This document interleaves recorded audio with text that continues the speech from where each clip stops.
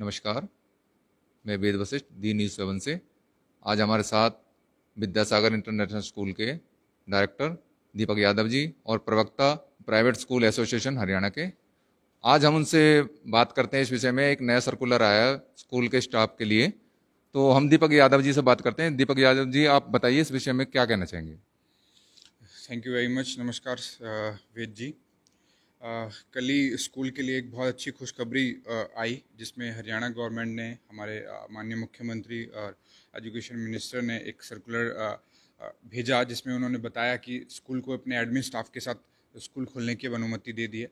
तो हम इसका बहुत दिल की गहराइयों से उनका आभार प्रकट करना चाहेंगे हमारे एजुकेशन मिनिस्टर को, और उनको बताना चाहेंगे कि ये स्कूलों के लिए एक बहुत खुशी का समय आया है जो उन्होंने सर्कुलर दिया है, क्योंकि इसकी हम बहुत टाइम से प्रतीक्षा कर रहे थे।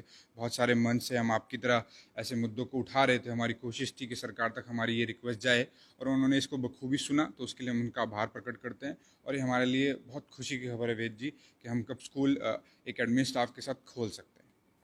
तो दीपक जी, और क्या क्या आप इसमें, जो यहाँ पर सरकार की और भी वो हैं कि स्कूल को प्रॉपर स्टाफ के साथ, सैनिटाइज के साथ, वो सब चीज़ें क्या क्या आप उस चीज़ के विषय में हमें बताइए। जी, मैं बताना चाहूँगा वेद जी, जब सरकार ने कल शाम को हमें सर्कुलर भेजा सभी हरियाणा के स्कूल्स के लिए, तो उन्होंने उसमें कुछ गाइडलाइंस दी थी, जिसके लिए हम पूरी सरकार को मैं प्राइवेट स्कूल एसोसिएशन हरियाणा के प्रवक्ता के तौर पर सरकार को विश्वास दिलाना चाहूँगा कि ज़रूर हम इन चीज़ों को फॉलो करेंगे। जो भी गाइडलाइंस सरकार की हैं कोरोना को लेकर, जो सावधानियाँ हमें बरतनी है, वो हम पूरी बरतेंगे। हम स्कूल्स में पूरे सैनिटाइज़र से लेके मास्क से लेके पेरेंट्स को हमने गाइडलाइंस भेजनी स्टार्ट कर दी हैं, जिस तरीके से, ताकि कोई ऐसी प्रॉब्लम पेरेंट्स को ना हो, और इस महामारी को बढ़ने में स्कूल बिल्कुल रोकने में पूरा अपना सहयोग करे। तो इन चीज़ों को हम फॉलो करेंगे, और स्कूल की तरफ से पूरा विश्वास हम दिलाते हैं कि हम इन चीज़ों को फॉलो करेंगे।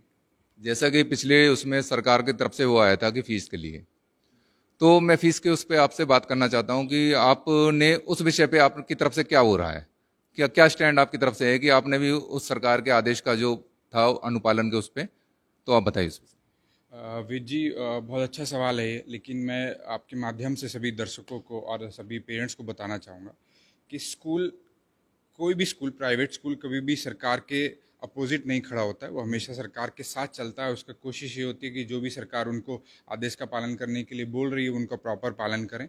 और फरीदाबाद के स्कूल तो वैसे ही बहुत जोश शोश के साथ सरकार के हर चीज़ का बहुत पालन करते हैं। तो उसी तरीके से हमने फ़ीस का भी सिस्टम यही किया। सरकार ने हमसे कहा कि कोई भी क्वार्टरली 3 महीने की फ़ीस नहीं लेगा, तो हमने भी उन चीज़ों को उसी पहले दिन हमने मान लिया, और अपने पेरेंट्स को बोल दिया कि अब क्वार्टरली 3 महीनों की फ़ीस नहीं, 1 महीने की फ़ीस दें। और इसमें बहुत सारे अभिभावकों ने, जो कुछ मंच बने हुए हैं, उन लोगों ने मुद्दा भी उठाया था कि 1 महीने की फ़ीस भी माफ़ करनी चाहिए, 3 महीने की फ़ीस। तो वो सुप्रीम कोर्ट ने और भारत सरकार ने उसको बिल्कुल खारिज कर दिया, और उन्होंने कहा कि नहीं, स्कूल को चलाने के लिए फ़ीस को देना बहुत ज़रूरी होता है, और उन्होंने इसकी अनुमति नहीं दी उनको कि खारिज करें। तो गवर्नमेंट ने बोला कि 1 महीने की फ़ीस लेनी है, तो हम भी उसी चीज़ को फॉलो कर रहे हैं। हमने भी अपने पेरेंट्स को सर्कुलर डिस्ट्रीब्यूट कर दी और उनको बताया कि आप 1 महीने की फ़ीस डिपॉजिट कराएं। बट उसमें कहीं ना कहीं एक प्रॉब्लम निकल के ये आ रही थी कि बहुत सारे पेरेंट्स जो ऑनलाइन फ़ीस नहीं डिपॉजिट कर पाते हैं, उनके लिए एक बड़ी परेशानी थी। तो ये जो कल सर्कुलर आया, जहाँ पर सरकार ने बोला है कि आप इसको खोलें, तो उससे बहुत मदद हमें मिलने वाली है। जो पेरेंट्स अब आराम से कैश काउंटर पर आएगा, अपनी डिपॉजिट करा देगा, क्योंकि पेरेंट्स भी अब इस बात को बहुत अच्छे से समझता है, क्योंकि स्कूल फीस से चलते हैं और उनके टीचर्स दिन रात उनकी मेहनत में लगे हुए हैं। तो वो भी चाहते हैं कि जल्द से जल्द उन टीचर्स तक वो अपना उनका मेहनताना पहुंचाएं, ताकि टीचर्स भी अपने काम में उतनी जिस मोटिवेशन से लग रहे हैं, जिस जिस उत्साह से लग रहे हैं, उनको उसका रिवार्ड ज़रूर उसका मिलना चाहिए। तो पेरेंट्स भी इस डिसीज़न से बहुत खुश हैं, और मैं उम्मीद करता हूं कि कल पूरे रूल्स के साथ, पूरे लॉकडाउन के को फॉलो करते हुए पेरेंट्स फीस डिपॉजिट कराएंगे, और जो ये कुछ ख़राब टाइम सभी स्कूल्स के लिए आया है, वो ज़रूर बहुत जल्द दूर होगा। जैसा कि आप प्राइवेट स्कूल एसोसिएशन हरियाणा के प्रवक्ता हैं, तो क्या आप अपने माध्यम से, एसोसिएशन के माध्यम से, स्कूलों को और क्या बताना चाहेंगे, उनके विषय में भी थोड़ा आप बताएं। स्कूल को और पेरेंट्स को मैं दो चीज़ ज़रूर बताना चाहूँगा, क्योंकि जैसे सभी एसोसिएशन के ग्रुप बने हुए हैं तो वहाँ पर आज बहुत खुशी की सब अपनी शेयर कर रहे थे। तो सभी स्कूल्स लॉकडाउन में होने वाली सावधानियों को पूरी तरह बरतें, एक तो इसका हम ध्यान रखें। और मैं पेरेंट्स से भी ज़रूर कहूँगा कि जो अब तक वो फीस डिपॉजिट नहीं करा पा रहे थे तो वो ज़रूर इस क्षण का, इस टाइम का वो पूरा फ़ायदा उठाएं और स्कूल में फ़ीस डिपॉजिट कराएं, क्योंकि पेरेंट्स भी इस बात को जानते हैं और हम भी कि स्कूल में जब तक रूटीन रेगुलर नहीं चलता है, अगर फीस का नहीं चलता है तो स्कूल्स के लिए बहुत सारी प्रॉब्लम खड़ी हो जाती हैं। और अब पेरेंट्स पॉजिटिव हैं वेद जी, अब पेरेंट्स उस तरह के नहीं हैं जो बातों को नेगेटिव ले जाते थे। अब उनको पता है कि हर चीज़ का एक एक चेन होती है, अगर वो कहीं रुक जाती है तो उसका इम्पैक्ट उनके बच्चों पर भी पड़ता है।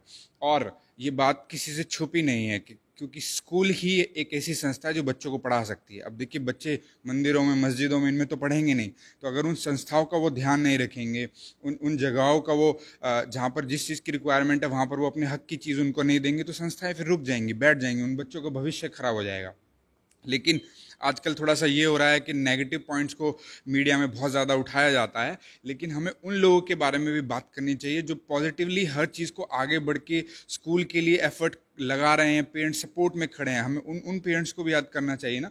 तो मैं एज ए प्रवक्ता आज सभी उन पेरेंट्स को अपने सभी स्कूल्स की तरफ से बहुत धन्यवाद बोलता हूँ, आभार प्रकट करता हूँ, जो इस दुख घड़ी में, क्षण में जो स्कूल के साथ उतना ही स्ट्रांगली खड़े हुए हैं। तो ये बहुत बड़ी चीज़ है हमारे लिए। आपकी सपोर्ट हर स्कूल के लिए बहुत ज़रूरी होती है और जितना स्ट्रांगली आप उनके साथ खड़े रहेंगे, स्कूल कभी भी किसी भी चीज़ को प्रोवाइड करने में पीछे नहीं हटेगा। ये मेरा दोनों को संदेश देना चाहता हूँ। तो इस समय में आपको मीडिया का कितना सपोर्ट मिल रहा है? मीडिया का हमें बहुत सपोर्ट मिल रहा है स्कूल्स की बातों को, क्योंकि हमने मीडिया के ज़रिए जितने भी मुद्दे उठाए वो सरकार तक पहुँचे और शायद उसी का बेनिफिट हमें ये हुआ कि सरकार ने ये हम जो इतने टाइम से चीज़ें उठा रहे थे उसको सुना और हमारी चीज़ों को कोशिश करी कि भाई इनको भी कहीं कहीं जो प्रॉब्लम्स हैं वो जल्दी से जल्दी सॉल्व हो। तो मीडिया का इसमें बहुत हमारे लिए रहा है और एक इसमें बहुत बड़ा रोल हमारे डीसी साहब फरीदाबाद यशपाल यादव जी का रहा है। हमने उनको बहुत सारे लेटर्स लिखे जिनका उन्होंने बहुत पॉजिटिवली हमें रिप्लाई किया और उन्होंने हमें आश्वासन दिया कि ज़रूर मैं इस बात को सरकार तक पहुँचाऊँगा, एजुकेशन मिनिस्टर तक पहुँचाऊँगा। तो आपके माध्यम से मैं उनका भी बहुत आभार प्रकट करना चाहूँगा, क्योंकि हमारे हरियाणा सरकार के मुख्यमंत्री, हमारे एजुकेशन मिनिस्टर और हमारे फरीदाबाद के डीसी श्री यशपाल यादव जी के सोच से और उनके एफर्ट से ये चीज़ पॉसिबल हो पाई है कि आज स्कूल में खुशी का माहौल है। तो ये थे हमारे साथ दीपक यादव जी।